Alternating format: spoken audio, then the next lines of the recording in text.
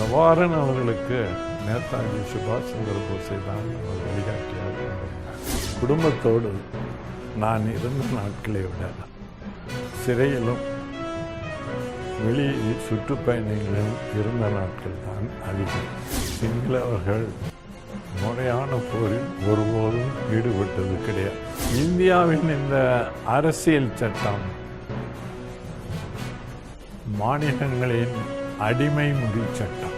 ஆயுதங்களை ஏந்தி வந்த புலிகளின் கப்பல்கள் 14 கப்பல்கள் மூழ்கடிக்கப்பட்டதுதான் புலிகளால் போர் செய்ய முடியாமைக்கு காரணம். தமிழ் தேசிய விடுதலை புலிகளினுடைய தேசிய தலைவர் மைத்தகு பிரபாகரன் ஐயா அவர்களை நீங்கள் முதன்முறையாக சந்தித்தது எப்போது? அவரோடு உங்களுக்கு இருக்கக்கூடிய அனுபவங்கள். நீங்கள் ஒரு மூத்த தலைவர், அவர் ஒரு மிகப்பெரிய இளைஞர்களின் எழுச்சியாக ஒற்றை நம்பிக்கை சாளரமாக தமிழர்களுக்கு கிடைத்த ஒரு மாபெரும் மனிதர். உங்கள் இருவருக்கும் இடையே இருந்த அந்த நம்பிக்கை பரஸ்பர உறவு எப்படியானது? அதை குறித்து எங்களுக்கு அறிய தாருங்கள். நான் 82ஆம் ஆண்டு இலங்கைக்கு போனபோது பல தரப்பினரும் என்னை வந்து சந்தித்தார்கள். யாழ்ப்பாண பல்கலைக்கழகத்தில் அன்றைக்கு பேராசிரியராக இருந்த கைலாசபதி அவர்கள், சிவத்தம்பி அவர்கள் 2 பேரும் வந்து பல்கலைக்கழகத்திற்கு வர வேண்டும் என்று அழைத்து கொண்டு போனார்கள்.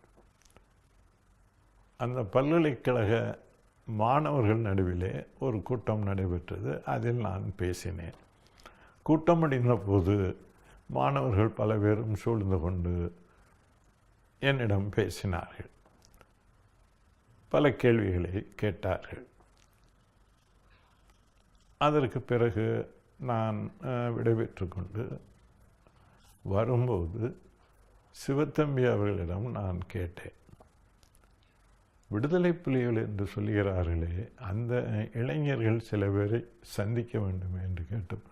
இவ்வளவு நேரம் உங்களுடன் பேசிக்கொண்டிருந்தவர்கள் அவர்கள்தான் என்று அவர் சொன்னார். எனக்கு அப்போது தெரியவில்லை, வந்தாய்விட்டது. விடுதலை புலிகளின் அரசியல் பிரிவு பொறுப்பாளராக பேபி சுப்பிரமணியம், பிற்காலத்தில் இளங்குமரன் என்று தமிழ் பெயராக மாற்றிக்கொண்டவர், அவர்தான் என்னுடன் தொடர்பில் இருந்தவர். நான் சட்டசபை நடக்கும்போது சென்னைக்கு வருவேன், மற்ற நேரத்தில் மதுரையில் சுற்றுப்பயணத்திலே இருப்பேன். நான் இல்லாத நேரத்தில் பேபி சுப்பிரமணியமும் அவரை கூட இந்த இயக்கத்தைச் சேர்ந்த சில இளைஞர்களும் சென்னையில் உள்ள என்னுடைய வீட்டில் தங்கிக் கொள்வார்கள். சில நேரம் நான் இருக்கும்போதும் கூட இருப்பார்கள். ஒரு நாள் நான் மதுரையில் இருக்கும்போது பேபி சுப்பிரமணியம் சென்னையிலிருந்து தொலைபேசியில் பேசுகிறார். பாண்டி பசாரில் பிளாட் இயக்க தலைவர் மோகனுக்கும் எங்கள் தலைவருக்கும் மோதல் ஏற்பட்டு ஒருவர் சுட்டு விட்டார்கள். போலீஸ் 2 பேரையும் அவர்கள் கைது செய்து விட்டார்கள். நீங்கள் உடனடியாக வர வேண்டும் என்று சொன்னார். நானும் அவசரமாக கிளம்பி போனேன். போய் மறுநாள் காலையில் சிறையில் போய் சந்திப்பதற்கு போகிறேன். சிறை அதிகாரி அறையில் சந்திப்புக்கு ஏற்பாடு, நான் இருக்கிறேன். மொத்தம் 5 அல்லது 6 இளைஞர்கள் கைது செய்யப்பட்டிருக்கிறார்கள். 6 பேரும் வந்தார்கள். உமாமகேஸ்வரனை ஏற்கனவே நான் சந்தித்திருக்கிறேன், எனக்கு தெரியும். அவர் அடையாளம் கண்டு கொண்டேன். இதில் யார் பிரபாகரன் என்று கேட்டேன். அவர் முன் வந்து, அண்ணா மன்னிக்க வேண்டும், நான் தான் பிரபாகரன் என்று சொன்னார். அவர் என்னுடைய வீட்டிலேயே சென்னையில் பலகாலம் தங்கியிருந்திருக்கிறார். நான் ஒவ்வொரு முறை சொல்லும்போதும் மற்றவர்கள் சொல்வார்கள், தலைவர் நாட்டில் இருக்கிறார், வேலையாக போயிருக்கிறார், அடுத்த தடவை கூட்டி வருகிறோம் என்று சொல்வார்கள். இவரும் அவர்களுடனே இருந்திருக்கிறார். எனக்கு ஒரு பக்கம் ஆச்சரியம் இருந்தாலும் ரகசியம் காக்குகிற அவர்களுடைய அந்த கடமை உணர்வை மனசுக்குள்ளே பாராட்டினேன். நான் அப்படிதான் முதல் சந்திப்பு, அவர் இன்னார் என்று தெரிந்த சந்திப்பு சிறையில் தான் நடந்தது. பிறகு மூத்த வழக்கறிஞர் NT வனமாமலை அவர்களை வைத்து அவரை ஜாமீனில் எடுத்தோம். உயர்நீதிமன்றம் என்ன உத்தரவு போட்டார்கள் என்று சொன்னால், 2 பேரும் ஒரே ஊரில் இருக்கக்கூடாது. பிரபாகரன் மதுரையில் இருக்க வேண்டும், உமாமகேஸ்வரன் சென்னையில் இருக்க வேண்டும் என்று உத்தரவு போட்டு விட்டார்கள். பிரபாகரன் அவர்களை என்னுடனே அழைத்து கொண்டு போய் மதுரையில் உள்ள எங்கள் வீட்டிலேயே அவரை தங்க வைத்தோம். உயர்நீதிமன்றம் போட்ட உத்தரவு எங்கள் 2 பேர்த்தையும் நெருக்கமாக்கியது. அவர் கிட்டத்தட்ட ஒரு 6-7 மாதங்கள் இருந்தார். அவருடைய இயக்கத்தை பற்றி மற்ற விஷயங்களை பற்றி எல்லாம் மனமிட்டு பாதிப்பார். அவர் அங்கே இருக்கும்போது கிட்டு, பேபி, புலேந்திரன், குமரப்பா இப்படி எல்லோரும் வந்து சேர்ந்து கொள்வார்கள். எல்லோரும் ஒன்றாகத்தான் இருந்தார்கள். அதில் பிரபாகரனை கைது செய்தவுடன் மற்றவர்களையும் போலீஸ் தேடுகிறது என்று தெரிந்தவுடன் மற்ற எல்லோரையும் அழைத்து கொண்டு போய் பாபநாசம், திருநெல்வேலி மாவட்டம் பாபநாசத்தில் ஆற்றங்கரை ஓரமாக எங்களுக்கு ஒரு வீடு இருக்கிறது. அந்த வீட்டில் தான் மறைத்து வைத்திருந்தோம். 6-7 மாதங்கள் அவர்கள் அங்கே தான் வாழ்ந்தார்கள். 6-7 மாதங்கள் பிரபாகரன் மதுரையில் இருந்தபோது அவரை மதுரையில் உள்ள காந்தி மியூசியத்துக்கு கூட்டி கொண்டு போய் மகாத்மா காந்தியை பற்றிய ஒரு 5 மணி நேரம் ஓடக்கூடிய படம், ரியல் பிக்சர், அவர் காலத்தில் எங்கெங்கே அவர் நடத்திய போராட்டங்களை எல்லாம் தொகுப்பது, அதையெல்லாம் அவர் பார்த்திருக்கிறார். மதுரையில் இந்திய தேசிய இராணுவ வீரர்களின் ஒரு விழா நடந்தது. அதற்கு என்னை அழைத்திருந்தார்கள் பேசுவதற்கு. அதற்கு கேப்டன் லட்சுமி அவர்கள் வந்திருந்தார்கள். ஜான்சி ராணி படை தளபதியாக இருந்தவர். பிரபாகரன் அவர்களையும் அங்கு அழைத்து கொண்டு போனேன். அவரும் கூட்டத்தில் உட்கார்ந்திருந்தார். லட்சுமி அன்றைக்கு நேதாஜியை பற்றி பேசும்போதெல்லாம் எப்படி உருக்கமாக விழிகளில் நீர் பெருக அவர் பேசினார் என்பதையெல்லாம் அவர் பார்த்தார். இரவு புறாவும் அதை பற்றி என்னிடம் பேசினார். இவ்வளவு காலம் கழித்தும் கூட அவர்கள் தங்கள் தலைவரை மறக்கவில்லை. பிரபாகரன் அவர்களுக்கு யாரை அவர் தன்னுடைய வழிகாட்டியாக கொண்டிருந்தார் என்று சொன்னால் நேதாஜி சுபாஷ் சந்திர போஸை தான் அவர் வழிகாட்டியாக கொண்டிருந்தார். நிச்சயமா நேதாஜி சம்பந்தமான புத்தகங்கள் நான் வாங்கி வந்தால் எனக்கும் அதில் ஆர்வம் உண்டு. அவருக்கு ஒரு பிரதி கட்டாயம் வாங்கி வருவேன், அவருக்கு கொடுப்பேன். கல்கத்தாவில் உள்ள நேதாஜி அவர்கள் வீட்டுக்கு சென்றபோது பல புத்தகங்களை வாங்கி வந்தேன், அதையும் அவருக்கு கொடுத்தேன்.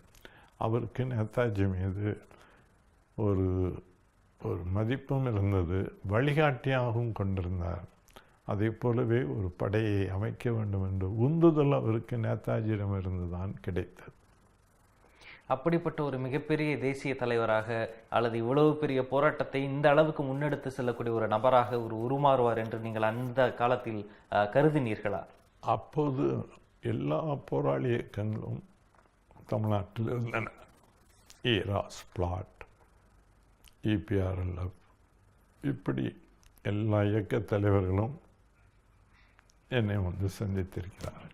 நான் பார்த்து வரைக்கும் பழகிய வரையிலும் பிரபாகரன் அவர்கள் எல்லோரையும் விட இளையவராக இருந்தார், வித்தியாசமானவராக இருந்தார். மற்றவர்கள் பேசுகிற முறைக்கும் செயல்படுகிற முறைக்கும் அவருக்கும் பெரும் வேறுபாடு இருந்தது. அதிகமாக அவர் பேச மாட்டார். அவருடைய பேச்சு என்பது உறுதித்தன்மை வாய்ந்ததாக இருக்கும். இரண்டாவது, அவருக்கு அந்த தமிழீழ விடுதலை என்பதில் எத்தகைய சமரசத்திற்கும் அவர் ஒருபோதும் இடமளிக்கவில்லை, உறுதியாக நின்றார். உதாரணத்திற்கு பெங்களூரில் சார்க் மாநாடு நடக்கிறது, ஜெயவர்தனா வருகிறார், ராஜீவ்காந்தி ஒரு முயற்சி செய்கிறார். பிரபாகரனையும் அழைத்து ஜெயவர்தனாவையும் பிரபாகரனையும் சந்திக்க வைத்து பேச வைத்து ஒரு சமரசம் ஏற்படுத்த வேண்டும் என்று ராஜீவ்காந்தி இருக்கிறார். நாங்கள் ஜெயவர்தனாவை அழைத்ததே தப்பு. கொழும்பு படுகொலைக்கு காரணமான ஜெயவர்தனாவுக்கு கருப்பு கொடி காட்டுவது என்று எங்கள் கட்சி முடிவு செய்து நான் அதற்காக தலைமறைவாக போய் பெங்களூரில் அதற்கான வேலைகளில் ஈடுபட்டிருக்கிறேன். எம்ஜிஆர் அவர்கள் மூலம் பிரபாகரனை அழைத்து வர வைத்து அவர் சந்திக்க வைப்பதற்கு ராஜீவ் முயற்சி செய்தபோது ராஜீவிடம் அவர் ஒரே வார்த்தை தான் சொன்னார். எங்கள் தமிழர்களை கொண்டு குவித்த இரத்தக்கரை படிந்த ஒருவரின் கரங்களை நான் ஒருபோதும் குலுக்க மாட்டேன், சந்திக்கவும் மாட்டேன். உங்களுக்கு நான் மதிப்பு தருகிறேன், அதனால் உங்களை சந்திப்பதற்கு நான் ஒப்புக்கொண்டேன். தயவுசெய்து மன்னித்து விடுங்கள், முடியாது என்று சொன்னார். இல்லை, வடக்கு மாகாணம் ஒன்றை முதலில் வாங்கிக் கொள்ளுங்கள், அதுக்கு நீங்கள் முதலமைச்சராகி விடலாம், இன்றைக்கே ஜெயவர்தனாவிடம் பேசி எல்லாம் செய்கிறேன் அவர் சொன்னார். முதலமைச்சர் பதவி என்பது இந்திய நாட்டு அரசியல்வாதிகளின் கனவு பதவி. அதற்காக யார் வேண்டுமானாலும் எதை வேண்டுமானாலும் விட்டு கொடுப்பார்கள். ஒரே வரையிலே சொன்னார், நான் இந்த முதலமைச்சராவதற்காக எங்களுடைய தோழர்கள் உயிர் தியாகம் செய்யவில்லை, தயவுசெய்து மன்னியுங்கள் என்று சொல்லிவிட்டு வரக்கூடிய துணிவு என்பது அவர் ஒருவருக்கு தான் இருந்தது. மற்றவர்களெல்லாம் இந்திய அரசு சொன்னபடி ஆடுகிறவர்களாக மாறிப்போனார். வேறுபட்ட ஒரு மனிதராக இருந்தார். முதலமைச்சராக இருந்த எம்ஜிஆர் அவர்களும் அன்றைக்கு எல்லா இயக்கங்களுக்கும் உதவி செய்து கொண்டிருந்தவர். பிரபாகரன் அவர்களை சந்தித்த பிறகு அடியோடு மாறிப்போனார். அடையாளம் கண்டார், இவர்தான் அந்த லட்சியத்தை வென்றெடுக்கக்கூடியவர் என்பதை உணர்ந்தவுடன் மற்ற இயக்கங்களுக்கு அளித்த ஆதரவை எல்லாம் நிறுத்திவிட்டு பிரபாகரன் அவர்களுக்கு மட்டுமே ஆதரவு என்று சொல்லி அள்ளி அள்ளி கொடுத்தார் எம்ஜிஆர். வெளியே தெரிந்தும் தெரியாமலும் அவர் செய்த உதவி மாதிரி யாரும் பிரபாகரனுக்கோ ஈழத்தமிழர்களுக்கோ செய்ததில்லை. வரலாற்று உண்மை என்பது இதுதான், நீங்கள் சொன்ன ஒரு உண்மைதான். குறிப்பாக 80களின் காலகட்டத்திற்கு பிறகு ராஜீவ்காந்தி அவர்கள் அந்த மரணத்திற்கு பிறகு உங்களுடைய அரசியல் நிலைப்பாடு எப்படி இருந்தது? உங்களுக்கு எந்த வகையில் அழுத்தங்களும் சிக்கல்களும் ஏற்பட்டது? ராஜீவ்காந்தி அவர்களின் மரணத்தை ஒட்டி உங்களுடைய மனத்தாக்கம் எப்படி இருந்தது? ராஜீவ்காந்தியின் மரணம் என்பது வருந்தத்தக்க ஒன்று. இந்திராமாவின் குடும்பத்தோடு மிக நெருங்கி பழகியிருக்கிறேன் நான். அந்த வகையில் அந்த மரணம் என்னை மிகவும் பாதித்தது. ஆனால் உண்மையான குற்றவாளிகள் யார் என்பதையே மறைத்து ஒரு பாவம் அறியாத அப்பாவிகளை வழக்கிலே சிக்க வைத்து அந்த பழியை புலிகள் மீது சுமத்துவதற்கு திட்டமிட்ட சதி நடந்தது. 26 பேர் குற்றம் சாட்டப்பட்டார்கள். 13 பேர் ஈழத்தமிழர்கள், 13 பேர் இந்திய தமிழர்கள். ஒரு சதியில் சரிபாதியாக பங்கெடுப்பது என்பதே பொய். 26 பேருக்கும் ஒட்டுமொத்தமாக ஒரு கொலை குற்றத்திற்கு தூக்கு தண்டனை விதிக்கப்பட்டது உலக வரலாற்றில் கிடையவே கிடையாது. ஆம்னஸ்டி இன்டர்நேஷ்னல் ஒரு சிறு வெளியிட போட்டது, இதை பற்றி சொன்னார்கள். ஜுடிஷியல் டெரர் என்று சொன்னார்கள். நீதிமன்ற பயங்கரவாதம் என்று அதை நாங்கள் மொழிபெயர்த்து புத்தகமாக எல்லாருக்கும் கொடுத்தோம். 26 பேருக்கு தூக்கு தண்டனை விதிக்கப்பட்ட போது இதை எதிர்த்து நாம் இந்த அப்பாவிகளை காப்பாற்ற வேண்டும் என்ற உறுதி எனக்கு வந்தது. உடனடியாக தமிழ் தேசிய அமைப்புகளை எல்லாம் கூட்டி 26 தமிழர் உயிர்காப்பு வழக்கு நிதி குழு ஒன்றை அமைத்து நிதி திரட்டினோம்.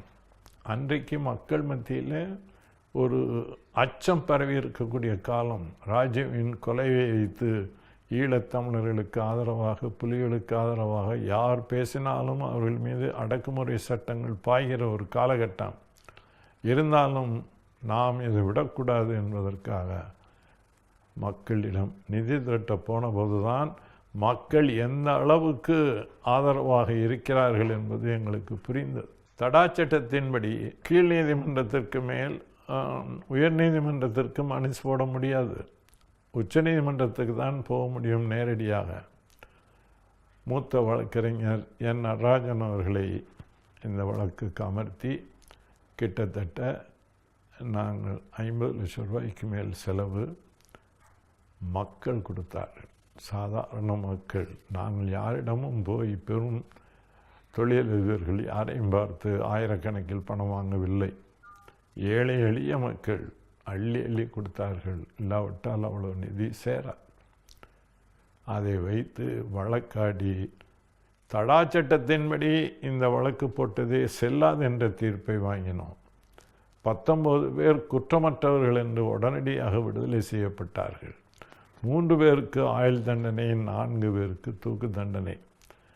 அந்த 3 நீதிபதிகள் கொண்ட குழுவுக்கு தலைவராக இருந்த தாமஸ் அவர்கள் பிற்காலத்தில் சொன்னார், நாங்கள் தவறு செய்துவிட்டோம்.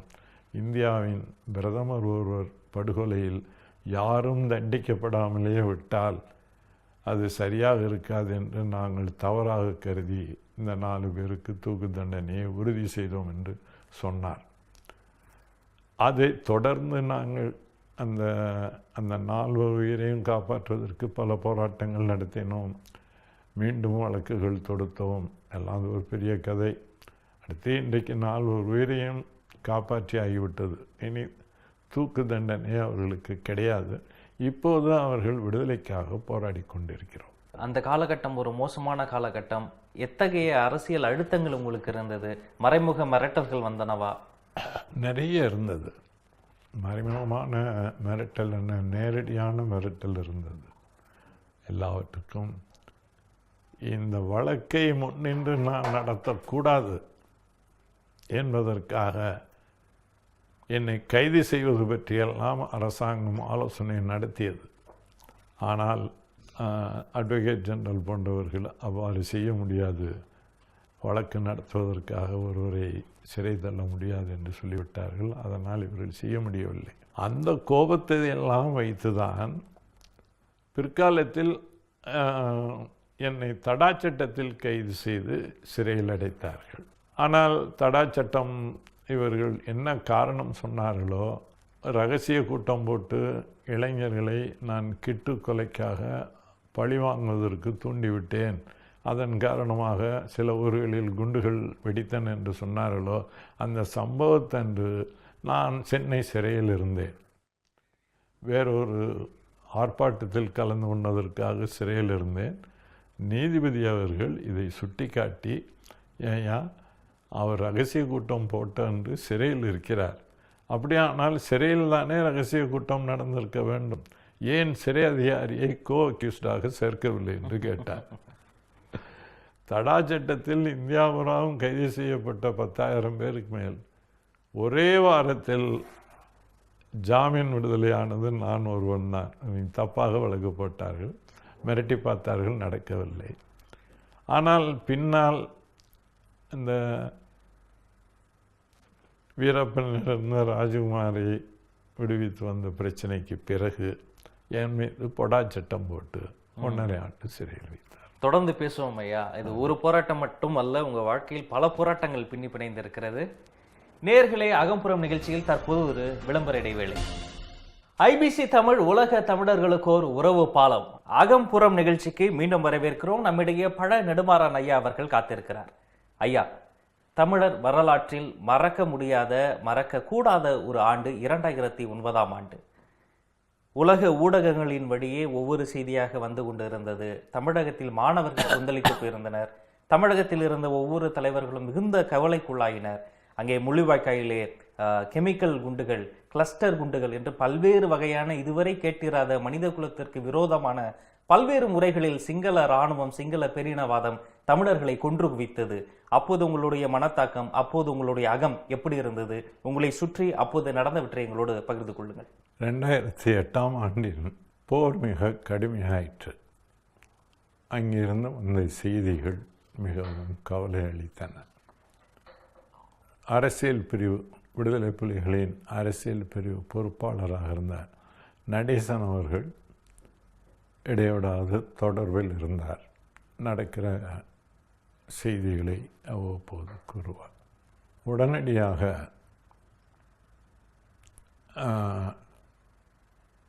இந்திய கம்யூனிஸ்ட் கட்சி, மதிமுக பொதுச் செயலாளர் வைகோ, பாட்டாளி மக்கள் கட்சி நிறுவனர் ராம்தாஸ் அவர்கள், விடுதலை சிறுத்தைகள் கட்சி அமைப்பாளர் நம்முடைய திருமாவளவன், இப்படி எல்லா கட்சி தலைவர்களையும் சந்தித்து பேசி இலங்கை தமிழர் பாதுகாப்பு இயக்கம் என்ற ஒரு அமைப்பை ஏற்படுத்தினோம்.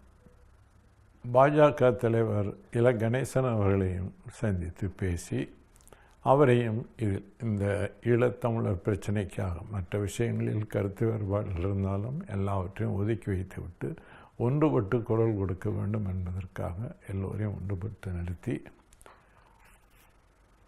அந்த இலங்கை தமிழர் பாதுகாப்பு இயக்கத்தின் சார்பிலே பல போராட்டங்களை நடத்தினோம். மனித சங்கிலி போராட்டங்கள், மக்கள் திரள் கூட்டங்கள், மனித சங்கிலி, இப்படி பல வகையிலே பல்வேறு வடிவங்களிலே தமிழ்நாடு பூராவும் நடத்தினோம். இறுதியாக ஒரு பந்த் போராட்டத்தை அறிவித்த போது அன்றைக்கு இருந்த திமுக முதலமைச்சர் கலைஞர் அவர்கள் அது சட்டவிரோதமானது என்று அரசு தலைமைச் செயலாளரை விட்டு பத்திரிகைகளில் விளம்பரம், பந்த் நடத்துவது சட்டவிரோதம் என்று உச்சநீதிமன்றம் தீர்ப்பளித்திருக்கிறது, ஆகவே கடும் நடவடிக்கை எடுக்கப்படும் என்று. தனியாக எனக்கும் மற்ற தலைவர்களுக்கும் தலைமைச் செயலாளர் கையெழுத்திட்ட எச்சரிக்கை நோட்டீஸ் அனுப்பினார்கள். இரவு 10 மணிக்கு வீட்டு கதவை தட்டி எழுப்பி கொடுத்தார்கள், சட்டவிரோதம் என்று. நான் சொன்னேன், அமைச்சர்கள் இன்றைக்கு இருப்பார்கள், 5 வருஷம், அதற்கு பிறகு வேறவர்கள் வரக்கூடும். அரசு நிர்வாகம் என்றால் தலைமைச் செயலாளர் தான் பொறுப்பு. நாட்டில் என்ன நடக்கிறது என்பதே தெரியாமல் உங்கள் தலைமைச் செயலாளர் இருக்கிறாரே என்று சொன்னேன். அவர்களுக்கு புரியவில்லை. என்ன ஒன்று கேட்டார்கள். வந்த அதிகாரிகளுக்கு சொன்னேன், இன்று மாலை நேரம் கடந்து 7 மணி அளவில் உச்சநீதிமன்றம் ஒரு தீர்ப்பு சொல்லியிருக்கிறது. பந்த் ஜனநாயக முறைகளில் ஒன்று என்று தீர்ப்பு சொல்லியிருக்கிறது. 10 வருஷத்துக்கு முன்னால் சொன்ன தீர்ப்பை நீங்கள் இப்போது காட்டி என்னை எச்சரிக்கிறீர்கள், போய் சொல்லுங்கள் உங்கள் தலைமைச் செயலாளரிடம் என்று சொன்னேன். நாங்கள் வெளியே போய் யாரையும் கடையை அடையுங்கள் என்று சொல்ல, சின்ன கிராமத்தில் கூட மக்கள் கடைகளை அடைத்தார், போக்குவரத்தை நிறுத்தினார். ஒரு வெற்றிகரமான பந்த் நடந்தது. தமிழ்நாட்டு மக்கள் இவ்வளவு தூரம் தங்களுடைய உணர்வுகளை வெளிப்படுத்தியும் கூட அன்றைக்கு இருந்த மன்மோகன் சிங்கின் அரசு அதை மதிக்கவில்லை. திமுக தலைவர் கலைஞர் கருணாநிதி அவர்களும் இந்த பிரச்சனையை நீர்த்து போவதற்கு என்ன செய்ய வேண்டுமோ அதை செய்ய தொடங்கினார். வேண்டுமென்று அவரே சாகுமறை உண்ணாவிரதம் என்று உட்கார்ந்தார். நண்பகலிலே முடித்து கொண்டார். அங்கிருந்து செய்தி வந்து விட்டது, மத்திய அரசிடமிருந்து சிதம்பரம் அவர்கள் தொலைபேசியில் சொன்னார், போர் நிறுத்தம் வந்துவிட்டது என்று சொன்னார் என்று சொல்லி. உண்மையில் என்ன நடந்தது? போர் நிறுத்தம் நடக்கவில்லை. இவர்கள் சொல்லி இந்திய வானொலியில் அறிவிக்கப்பட்ட செய்தியை கொழும்பு வானொலி, சிங்களர் வானொலி திரும்ப திரும்ப சொன்னதின் விளைவாக பதுங்கு குழியில் இருந்த மக்கள் போர் நின்று விட்டது என்று நம்பி வெளியே வந்தார்கள். எல்லோரையும் குண்டு போட்டு கொன்று குவித்தார். அதற்குத்தான் இது பயன்பட்டது. கடைசி வரையிலும் போர் நிறுத்தத்தை இந்திய அரசு வலியுறுத்தவே இல்லை. கலைஞர் ஒரு சர்வகட்சி கூட்டத்தை கூட்டினார். அந்த கூட்டத்தில் நானும் கம்யூனிஸ்ட் தலைவர்கள் நல்லகண்ணு, தா பாண்டியன் போன்றவர்கள் வற்புறுத்தினோம், உடனடியாக இலங்கையில் போர் நிறுத்தம் செய்யப்படாவிட்டால் மத்திய அமைச்சரவையில் அங்கம் வகிக்கிற தமிழ்நாட்டு அமைச்சர்கள் எல்லோரும் பதவி விலக வேண்டும் என்று நாங்கள் வற்புறுத்தினோம். கலைஞர் ஒருபடி மேலே போய் சொன்னார், அமைச்சர்கள் என்ன விலகுவது, 40 எம்பிகளுமே பதவி விலக வேண்டும் என்று தீர்மானத்தை திருத்த வேண்டும் என்று சொன்னார். ஒப்புக்கொண்டோம். அமைச்சர்களும் எம்பிகள் தானே. ஒப்புக்கொண்டோம். ஒப்புக்கொண்ட பிற்பாடு அடுத்த நாள் வெளியுறவுத்துறை அமைச்சராக இருந்த பிரணாப் முகர்ஜி அவர்கள் அங்கிருந்து வருகிறார். இவரை சந்தித்து பேசுகிறார். இவர் உடனே அறிக்கை வெளியிடுகிறார்.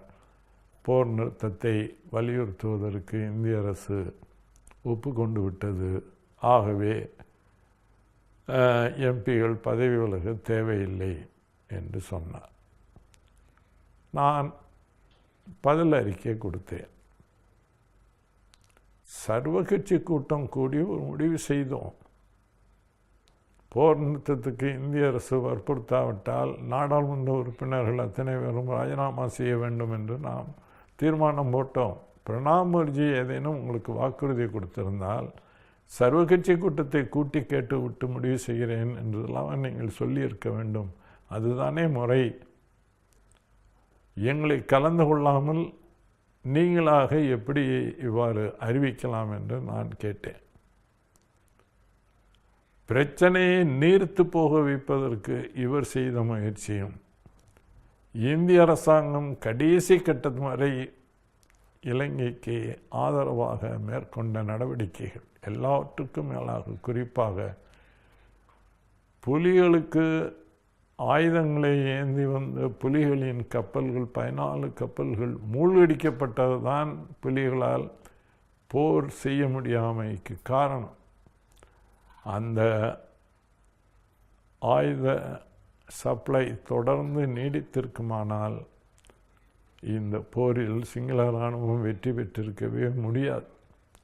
சுற்றிலும் இந்திய கடற்படையை வைத்து புலிகளுக்கு எந்த உதவியும் வரவிடாமல் தடுத்தது இந்திய அரசு தான்.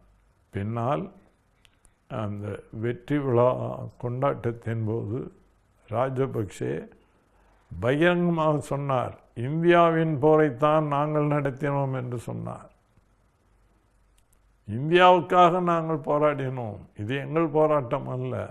எங்களுக்கு எல்லா உதவியும் இந்தியா செய்தது. இராணுவ உதவி மட்டுமல்ல, இந்தியா எங்களுக்கு போர் திட்டங்கள் முதற்கொண்டு இந்திய தளபதிகள் தான் எங்களுக்கு வகுத்து கொடுத்தார்கள் என்று எல்லாவற்றையும் அவர் பகிரங்கமாக சொன்னார். ஒரு தமிழ் தேசிய இனத்தின் விடுதலை போராட்டத்தை நசுக்குவதில் இந்தியாவின் பங்கு மிக பெரியது. அதை தமிழினம் ஒருபோதும் மன்னிக்கவும் கூடாது. முள்ளிவாய்க்கால் பகுதியில் 3 நாட்களுக்குள் 2 லட்சம் மக்கள் படுகொலை செய்யப்பட்டார்கள் என்று சொன்னால் அதற்கு காரணம் இந்தியா, பிறகுதான் மற்ற நாடுகள். போர் குற்றவாளிகள் என்று குற்றவாளி குண்டிலே ராஜபக்சேயும் மற்றவர்களும் மட்டும் நிறுத்தப்பட மாட்டார்கள். போர் குற்றவாளிகள் என்று சொன்னால் அன்றைக்கு இந்தியாவின் தலைமை பொறுப்பில் இருந்தவர்களும் போர் குற்றவாளிகள் தான். அவர்களும் தான் குற்றவாளி கூண்டில் நிறுத்தப்பட வேண்டியவர்கள். அதனால்தான் இன்றைய வரைக்கும் இந்திய அரசுகள் சர்வதேச விசாரணைக்கு ஒப்புக்கொள்ளாதே என்று சொல்லி இலங்கைக்கு பக்கபலமாக நின்று சர்வதேச விசாரணையை வரவிடாமல் தடுக்கின்றன. உள்நாட்டு விசாரணையை போதும் என்று இந்தியா சொல்கிறது, சீனா சொல்கிறது, பாகிஸ்தான் சொல்கிறது என்று சொன்னால் உண்மையான போர் குற்றவாளிகளை காப்பதற்காக இவர்கள் சொல்கிறார்கள். தங்கள் செய்ததெல்லாம் அம்பலமாகிவிடும் என்ற பயத்தின் காரணமாக செய்கிறார். இந்தியா, பாகிஸ்தான், சீனா போன்ற தேசிய அல்லது அரசாங்கங்களை தாண்டி பல செய்திகள் நாங்கள் கேள்விப்பட்டோம். நடேசன் ஐயா உட்பட பலரும் இங்கு இருக்கக்கூடிய தமிழ்நாட்டு தலைவர்களை தொலைபேசியில் தொடர்பு கொண்டு உதவிகளை கூறியதாகவும், தற்போது அங்க இருக்கக்கூடிய பாராளுமன்ற உறுப்பினராக இருக்கக்கூடிய ஆனந்தி அம்மையார் கூட ஒரு குற்றச்சாட்டை முன்வைத்தார். கனிமொழி அவருடைய பெயரை குறிப்பிட்டே சொன்னார், அவர்கள் கொடுத்த வாக்குறுதிகளை நம்பிதான் எனது கணவர் உட்பட பலரும் சென்று மாட்டிக்கொண்டார்கள், அவர்களுடைய நிலைமை இப்போது வரை என்னவென்றே தெரியவில்லை என்ற ஒரு குற்றச்சாட்டை முன்வைத்தார். இதில் உண்மை இருக்கிறதா? இதை குறித்து உங்களுக்கு கருத்து என்ன? ஆனந்தி அம்மையார் சொன்னதெல்லாம் உண்மை. இவர்கள் அதை திசை திருப்ப முயற்சித்தார்கள். கடைசி நேரத்தில் நாங்கள் சமரசம் செய்வதற்கு எல்லா நடவடிக்கையும் எடுத்தோம். நெடுமாறனும் வைகோவும் புகுந்து அதை கெடுத்து விட்டார்கள். இவர்கள்தான் புலிகளை, ஆட்சி மாறிவிடும், மன்மோகன் சிங் அரசு போய்விடும், பாஜக அரசு வந்துவிடும், ஆகவே நீங்கள் தொடர்ந்து போரை நடத்துங்கள் என்று போரை தூண்டிவிட்டவர்களே நாங்கள் தான் என்று இதே கனிமொழி அவர் சார்பானவர்கள் திரும்ப திரும்ப ஒரு பொய்யை சொன்னார். பிரபாரனை பற்றியும் புலிகளை பற்றியும் இவர்களுக்கு தெரியாது. ஒருபோதும் நானோ வைகவோ அவர்களுக்கு ஆலோசனை சொன்னது அல்ல. எங்களுக்கு போரை பற்றி எதுவும் தெரியாதவர்கள். போரை எப்படி நடத்துவது என்பதை பற்றி பிரபாரனை போன்ற தளபதிகள் தான் முடிவு செய்ய முடியுமே தவிர நாங்கள் போய் அவர்களுக்கு இதில் ஆலோசனை சொல்ல முடியுமா என்ன? எங்களுடைய வேலை அவர்கள் போராட்டத்திற்கு ஆதரவு திரட்டுகிற வேலை தான். தமிழ்நாட்டு மக்களிடமும் இந்திய மக்களிடமும் அவர்களுக்கு ஆதரவு திரட்டுவது தான் நாங்கள் செய்ய முடியும். போரை எப்படி நடத்த வேண்டும் என்று நாங்கள் ஆலோசனை சொல்லவே முடியாது. களத்தில் இருப்பவர்கள் தான் அதை முடிவு செய்ய வேண்டும். இவர்கள் ஏதோ செய்தார்கள், அதற்குரிய தண்டனையை அனுபவித்தார்கள். மக்கள் அவர்களை தண்டித்தார்கள் தேர்தலில். இன்னமும் சொல்கிறேன், முள்ளிவாய்க்கால் முற்றத்தில் நடைபெற்ற அந்த படுகொலைகள் இருக்கிறதே, தமிழர்களுக்கு 50,000 ஆண்டுகளுக்கு மேற்பட்ட வரலாறு உண்டு என்று தேவனே பாவன் அவர்கள் அறுதியிட்டு சொல்லியிருக்கிறார், ஆதாரங்களுடன் சொல்லியிருக்கிறார். 50,000 தமிழர் வரலாற்றில் இப்படி 2 லட்சம் தமிழ் மக்கள் படுகொலை செய்யப்பட்டதாக வரலாறே கிடையாது. இந்த கொடுமையான நிகழ்ச்சியை நம்முடைய பெண்கள், நம்முடைய குழந்தைகள் உள்பட பதற படுகொலை செய்யப்பட்ட இந்த நிகழ்ச்சியை தமிழ் மக்கள் யாராக இருந்தாலும் எந்த நாட்டில் வாழ்ந்தாலும் ஒருபோதும் மறக்கக்கூடாது. இந்த நிகழ்ச்சி அவர்கள் உள்ளங்களில் எல்லாம் சினத்தீயாக பற்றி எரிந்து கொண்டே இருக்க வேண்டும். பரம்பரையாக இது எரிய வேண்டும். இதற்கு காரணமானவர்கள் யாரோ அவர்கள் சர்வதேச நீதிமன்றங்களினாலே தண்டிக்கப்படுகிற வரை இந்த நிகழ்ச்சியை தமிழர்கள் ஒருபோதும் மறக்கக்கூடாது. குறிப்பிட்டு சொல்ல வேண்டும் என்று சொன்னால் தம்பி பாலச்சந்திரன் ஆகட்டும் அல்லது இசைப்பிரியா ஆகட்டும், அதாவது மனித நேயத்திற்கு விரோதமாக, மனித குலத்திற்கு விரோதமான வகையில் எல்லாம் அவர்கள் சித்திரவதை செய்யப்பட்டு கொலை செய்யப்பட்டார்கள். அதை நீங்கள் எப்படி பார்க்கிறீர்கள்? அது ஒரு முறையான போராக நீங்கள் கருதுகிறீர்களா? சிங்களவர்கள் முறையான போரில் ஒருபோதும் ஈடுபட்டது கிடையாது. அவர்கள் செய்வதெல்லாம் அதர்ம போரை தான் அவர்கள் நடத்தினார்கள். எந்தெந்த ஆயுதங்களை பயன்படுத்தக்கூடாது என்று சர்வதேச சட்டங்கள் தடை செய்திருக்கின்றனவோ அந்த ஆயுதங்களை, விஷவாயு குண்டு போன்றவற்றையெல்லாம் அவர்கள் பயன்படுத்த ஒருபோதும் தவறவில்லை. மருத்துவமனைகள் மீது குண்டு வீசி நோயாளிகளையும் கொன்றார்கள். இவர்கள் போரற்ற மண்டலங்கள் என்று அறிவித்து அதை நம்பி போய் அதற்குள் புகுந்த மக்களை கொலை செய்தார்கள், குண்டு வீசி கொலை செய்தார்கள். இப்படி போரில் கையாள வேண்டிய தர்மங்கள் எதையுமே அவர்கள் கையாளவில்லை. ஒரு இரத்த வெறி கொண்ட ஒரு படையினராக அவர்கள் விளங்கி தமிழர்களை படுகொலை செய்து தமிழினத்தையே இலங்கையிலிருந்து பூண்டரச் செய்ய வேண்டும் என்பதுதான் அவர்கள் நோக்கம். அதை அவர்கள் செய்தார்கள். தமிழர்கள் படைத்த பேர் இலக்கியங்கள் எதுவாக இருந்தாலும், திருக்குறளாக இருந்தாலும், சிலப்பதிகாரமாக இருந்தாலும், கம்பராமாயணமாக இருந்தாலும், பெரிய புராணமாக இருந்தாலும், உலகம் என்று தான் தொடங்கினார்கள். உலக பார்வை கொண்டவன் தமிழன், உலகம் பூராவும் ஒன்று என்று கருதியவன் தமிழன். ஆனால் 2 லட்சம் மக்கள் இங்கே படுகொலை செய்யப்பட்ட போது உலகம் வாய் மூடி கை புத்தி சும்மா இருந்தது. ஏனென்று கேட்பதற்கு நாதி இல்லாமல் போயிற்று. ஆக தமிழர்கள் இனிமேல் மற்றவர்களை நம்பி பயனில்லை. நமக்கு நாம் தான் உதவி, நம்முடைய கரங்கள் தான் நமக்கு உதவி. உலகம் புறா வாழக்கூடிய 10 கோடி தமிழ் மக்களும் ஒன்றுபட்டு நின்று ஈழத்தமிழர்கள் அழிவின் விளிம்பிலே கொண்டு வந்து நிறுத்தப்பட்டிருக்கிறார்களே, அவர்களை பாதுகாப்பதற்குரிய நடவடிக்கைகளை நாம் எடுக்காவிட்டால் நாளைக்கு மலேசியாவிலே, தென்னாப்பிரிக்காவிலே, மோரிசஸ் தீவிலே, மற்ற நாடுகளிலே வாழக்கூடிய தமிழர்களின் கதியும் இப்படித்தான் ஆகும். கடைசியில் தமிழ்நாட்டு தமிழனுக்கும் இந்த கதி தான் வரும் என்பதை நாம் மறக்கக்கூடாது. ஒன்றுபட்டு நின்று நாம் போராடுவோமானால் நம்மை நம்பி இருக்கிற தமிழர்களையும் காப்பாற்ற முடியும், நம்மையும் காப்பாற்றிக் கொள்ள முடியும். ஒரு மிக முக்கியமான அறிவுரையை நமது நிகழ்ச்சியில் நீங்கள் பதிவு செய்திருக்கிறீர்கள். குறிப்பாக 2009ஆம் ஆண்டு மே 18ஆம் தேதி சூசியண்ணன் அவர்களினுடைய தொலைபேசி உரையாடல் பதிவு ஒன்று வெளியானது. அதில் கேபி அவர்கள் குறித்து அவர் பல கேள்விகளை எழுப்பியிருந்தார். இந்த இறுதிக்கட்ட பொருள் பல நிகழ்வுகளில் கேபி அவர்களுக்கு சம்பந்தம் இருப்பதாக அவர் கூறியிருந்தார். உங்களுடைய கருத்து என்ன இதில்? நிச்சயமாக இருக்கிறது. கேபி அவர்கள் ஆரம்பகால உறுப்பினர். வெளிநாடுகளில் நிதிகளை திரட்டவும் ஆயுதங்களை வாங்கி அனுப்புகிற ஒரு முக்கியமான பொறுப்பு அவரிடம் பிரபாரனால் ஒப்படைக்கப்பட்டிருந்தது. தமிழ்ச்செல்வன் அவர்கள் உலக நாடுகளுக்கெல்லாம் ஒரு தூதுக்குழுவுடன் சென்று ஒரு தீர்வு திட்டம் பற்றி ஆராய்வதற்காக சென்றார். அப்போது கேபி நடத்திய பல முறைகேடுகளை எல்லாம் கண்டறிந்து வந்து அவர் தலைவரிடம் தெரிவித்த பிறகு கேபி அந்த பொறுப்பிலிருந்து நீக்கப்பட்டார்.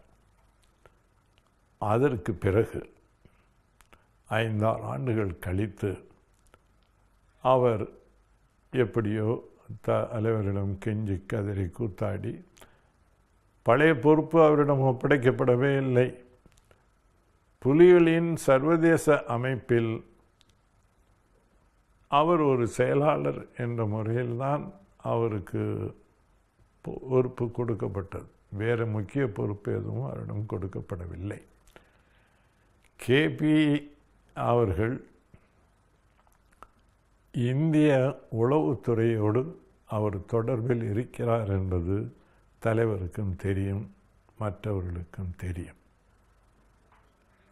ஆனால் அந்த மே 18ஆம் தேதிக்கு பிறகு 2-3 நாட்கள் கழித்து திடீரென்று கேபி என்னுடன் தொலைபேசியில் பேசினார். அண்ணா, இது மாதிரி தலைவர் இறந்து போய்விட்டார், உண்மைதான்.